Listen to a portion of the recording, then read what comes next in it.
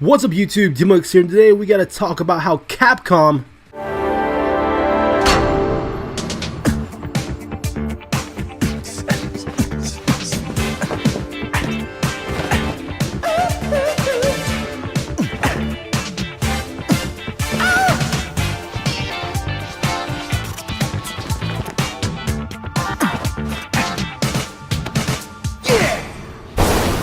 Yes, that Capcom has been killing it with their recent titles in the past couple of years, whether it's rejuvenating franchises in a desperate need of a comeback, or taking established IPs to new heights. Starting with Marvel vs. Capcom Infinite in 2017, which was received well by critics and fans, but had major flaws holding it back from being considered the best of the beloved crossover fighting game series. With a story as bland and forgettable as the dump I just took,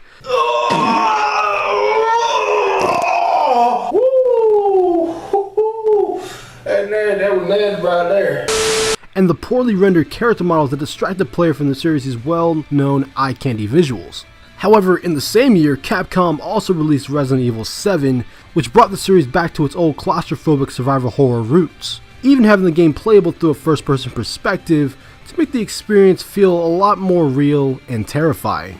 So it looks like moving boulders with one punch is out of the cards with Resident Evil moving forward, all the while providing more nightmare fuel for gamers across the globe.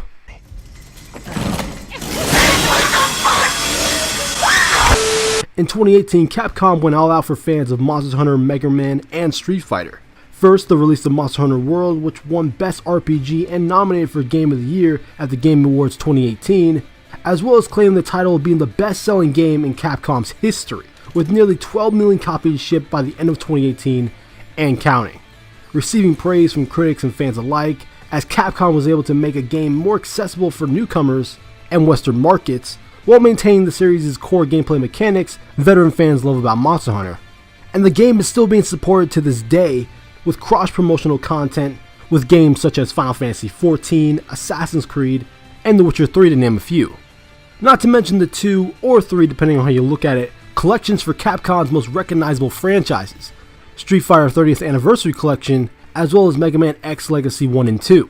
Both collections contain a large library of games that include 12 arcade versions of the Street Fighter series and all the Mega Man X games from X1 to X8. Talk about banking off nostalgia, am I right? Oh, and Capcom wasn't done with Street Fighter and Mega Man just yet. The company also released Street Fighter V Arcade Edition and Mega Man 11. Mega Man 11 brought the Blue Bomber back to form, with a blend of classic challenging 2D platforming, along with new game modes to mix things up, while Street Fighter V Arcade Edition delivered an all-around better experience for players after the original Street Fighter V's disappointing launch, by including everything from the original game, as well as all of Season 1 and 2 DLC, new modes including the highly demanded arcade mode, and even cross-platform play with PS4 and PC. Still no sign of an Xbox version though. Wah wah.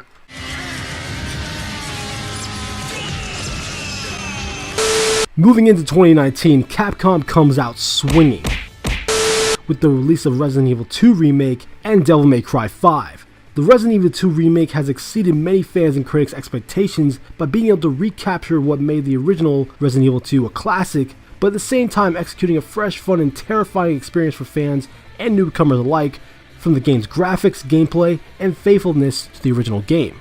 Full disclosure, the original Resident Evil 2 was the first horror game I experienced as a child, and that game scared me to death. Those death screens in Resident Evil 2 are no joke.